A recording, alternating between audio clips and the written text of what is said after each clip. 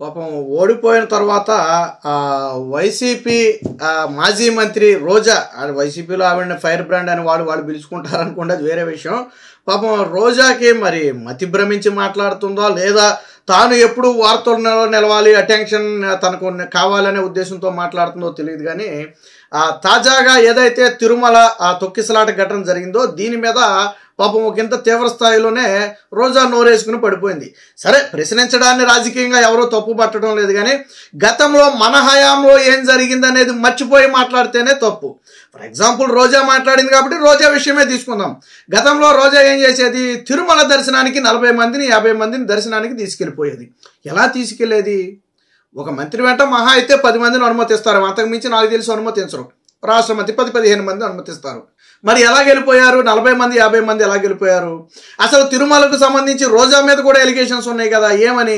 తిరుమల టికెట్లను అమ్ముకుంది, తన వెంట దర్శనానికి తీసుకెళ్లి వాళ్ళ నుంచి డబ్బులు వసూలు చేసింది అనేది ప్రధాన ఆరోపణ.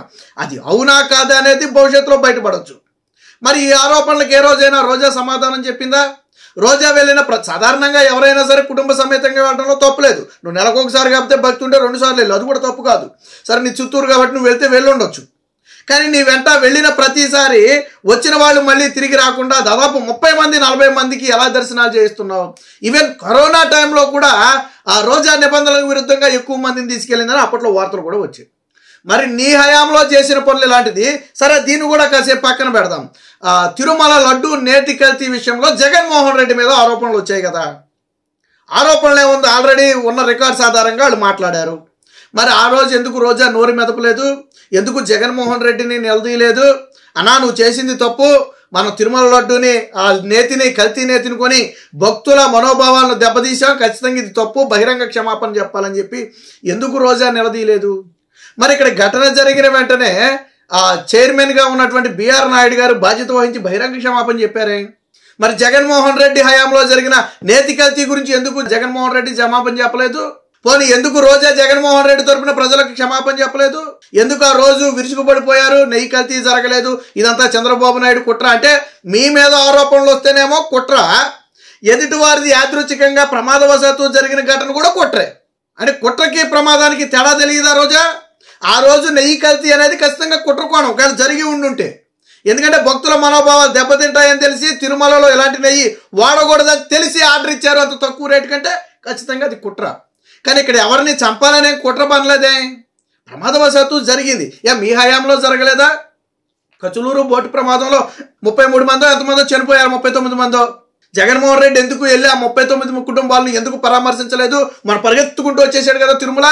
రావడం గురించి కూడా నేను మాట్లాడలా. ఒక రాజకీయ నాయకుడిగా బాధ్యతలు పరామర్శించవచ్చు, నేను దాన్ని కూడా తప్పు పట్టను. మరి ఆ రోజు ఏమైపోయిందని నేను అడుగుతున్నా. తరువాత అన్నమయ్య డ్యామ్ కొట్టుకుపోయి దాదాపు 30 మందికి పైగా సజీవ దహనం అయిపోయారు కదా, సజీవ జల సమాధి అయిపోయారు కదా. మరి ఆ రోజు ఎందుకు రోజా నోరు మెదపలేదు? కేంద్ర జలశక్తి శాఖ మంత్రి షెకావత్ ఏం చెప్పాడు? రాష్ట్ర ప్రభుత్వ నిర్లక్ష్యం కారణంగానే డ్యామ్ మెయింటెనెన్స్ చేయకపోవడం కారణంగానే ఆ రోజు కొట్టుకుపోయింది. ప్రపంచంలోనే భారతదేశంలో ఒక డ్యామ్ కొట్టుకుపోయిందని మాట్లాడుకుంటే మా తల కొట్టేసినట్టుందని చెప్పి మాట్లాడాడు కదా ఆయన. మరి ఆ రోజు ఎందుకు రోజా నోరు మెదపలేదు? అప్పుడు చనిపోయింది కూడా భక్తులే కదా. ఇప్పుడు ఏదైతే ఘటనలో రుయా ఆసుపత్రిలో చికిత్స పొందుతున్నారో అదే ఆసుపత్రిలో మీ హయాంలో ఆక్సిజన్ అందక దాదాపు 10 మందికి పైగా చనిపోయారు కరోనా టైంలో. గుర్తుందో లేదో, రోజుకు ఒకసారి గుర్తు చేస్తున్నాం. మరి ఆ రోజు ఎందుకు జగన్మోహన్ రెడ్డి బహిరంగ క్షమాపణ చెప్పి బాధిత కుటుంబాలను ఎందుకు జగన్మోహన్ రెడ్డి పరామర్శించలేదు? ఆ రోజు కూడా ప్రాణాలే కదా. ఆ రోజు మీ నిర్లక్ష్యమే కదా. కరోనా సమయమో పేషెంట్లు వస్తున్నారని తెలుసు, ఆక్సిజన్ అవసరం ఉంటుందని తెలుసు, సమయానికి ఆక్సిజన్ అందించకపోవడం వల్లే కదా ఆ రోజు చనిపోయింది. కేవలం రుయా ఆసుపత్రే కాదు. కాబట్టి ఇప్పుడు నేను సందర్భం వచ్చింది కాబట్టి చెప్తున్నాను. నేను గ్యాస్ లీకేజ్ ఘటనలో పాలిమర్ గ్యాస్ లీకేజ్ ఘటనలో చనిపోయిన వారి కుటుంబాలని ఎందుకు జగన్మోహన్ రెడ్డి వెళ్ళి పరామర్శించలేదు ఆ రోజు? ఇలా 1 కాదు 2 ఉన్నాయి. మీరు చేసింది రాజకీయం అనడానికి ఇది ఒక ఉదాహరణ.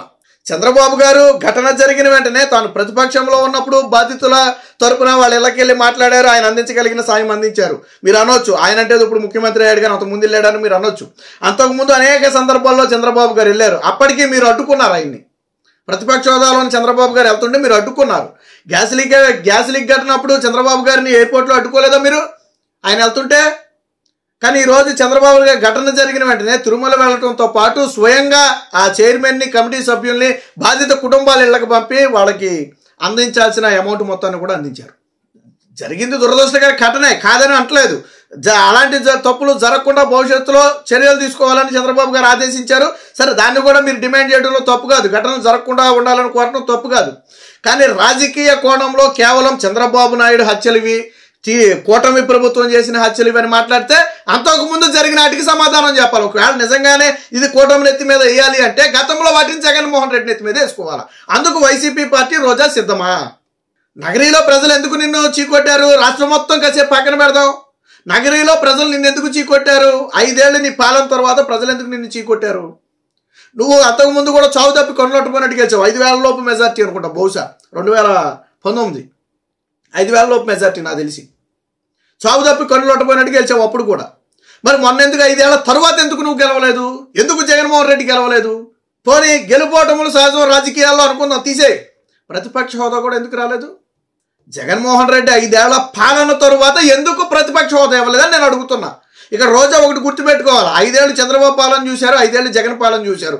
చూసిన తరువాత జగన్మోహన్ రెడ్డికి ప్రతిపక్ష హోదా కూడా ఇవ్వాలి. అంటే ప్రజల ఉద్దేశం ఏంటి? జగన్మోహన్ రెడ్డి లాంటి వ్యక్తి రాజకీయాలకు పనికిరాడు కదా. మరి అలాంటి వ్యక్తి అన్ని పాపాలు చేసినప్పుడు ఏ రోజు నోరు మెదపని మీరు ఈ రోజు దురదృష్టవశాత్తు జరిగిన ఒక ఘటనను పట్టుకుని రాద్ధాంతం చేసి రాజకీయం చేయడం కోసం విశ్వ ప్రయత్నం చేస్తున్నారే, తప్పు కదా అది? రోజా గతంలో నువ్వు వాళ్ళకేదో చైర్మన్ పదవులు ఇస్తానని, ఆ మున్సిపల్ చైర్మన్ పదవులు ఇస్తానని డబ్బులు తీసుకున్న మాట వాస్తవం కదా? నీ పార్టీ వాళ్ళు ఆ రోజు రోడ్డుకి ఎక్కిన మాట వాస్తవం కదా? 20 లక్షలు 30 లక్షలు డిమాండ్ చేసావు, తర్వాత తీసుకున్నావు. తీసుకున్న తర్వాత పదవి కూడా ఇవ్వకపోతే డబ్బులు రిటర్న్ ఇవ్వమంటే ఇవ్వట్లేదు. రోజా తన మనుషుల్ని పెట్టుకుని ఇక్కడ రాజ్యం చెలాయిస్తుందని చెప్పి రోడ్డుకి ఎక్కారు కదా, అది కూడా మహిళలు. మళ్ళీ అవునా కాదా? ఆ రోజు నువ్వు డబ్బులు డిమాండ్ చేసావా లేదా? పర్యాటక శాఖ మంత్రిగా ఉన్న సమయంలో అనేక అవకతవకలు జరిగాయనేది ఆరోపణలు. సరే, అవి రేపు నిరూపించబడిన తర్వాత వాటి గురించి మాట్లాడదాం. మళ్ళీ ముందు మాట్లాడితే మళ్ళీ ఏదో ఎలిగేషన్స్ లాగా ఉంటాయి. మరి ఇన్ని జరిగితే ఏ రోజు నోరు మెదపని రోజా ఈరోజు ఎందుకు దీని గురించి మాట్లాడింది అంటే కేవలం శవ రాజకీయం చేయటం మీ ఉద్దేశం. ఆ రోజు జగన్మోహన్ రెడ్డి కూడా పరామర్శించడం కోసం వెళ్ళా, ఫోటోలకు ఫోజులు ఇచ్చి వీడియోలు తీయించుకుని దాన్ని తన సాక్షి మీడియాలోనో లేకపోతే వైసీపీ సోషల్ మీడియాలోనో పోస్ట్ చేసుకోవడానికి వెళ్ళాడే. ఆ తిరుమల లడ్డు వ్యవహారం అప్పుడు తిరుమల వెళ్తానని చెప్పి జగన్మోహన్ రెడ్డి క్యాన్సిల్ చేసుకున్నాడు కదా. టూర్ ఎందుకు క్యాన్సిల్ చేసుకున్నాడు? నేను రోజాని అడుగుతున్నా. జగన్మోహన్ రెడ్డి టూర్ క్యాన్సిల్ చేసుకున్నాడు కదా, ఎందుకు? ప్రజలు లడ్డు నేతికల్తీ విషయంలో చీకొడతారు, గో బ్యాక్ జగన్ అని తిరుమల కొండ మీద నినాదాలు చేస్తారని భయపడి రద్దు చేసుకున్నాడు. మరి ఈ రోజు ఎలా వచ్చాడు? ఆ రోజు చెప్పింది అంటే అధికారులు అడ్డుకుంటున్నారని చెప్పాడు. మరి ఈ రోజు అధికారులు అడ్డుకోలేదని నువ్వు వచ్చావే. మరి ఆ రోజు అడ్డుకుంటారని ఎలా చెప్పావు? నువ్వు ఇంట్లో కూర్చుని ఎలా చెప్పావు నువ్వు బయటికి రాకుండా? అంటే ఆ రోజు చీకొడతారని భయపడ్డావు, ఈ రోజు శివరాజకీయం చేయొచ్చని బయటకు వచ్చాడు. అది కదా రోజా మీ బ్రతుకు. కాబట్టి మనం మాట్లాడేటప్పుడు నోరు అదుపులో పెట్టుకుని మాట్లాడాలి.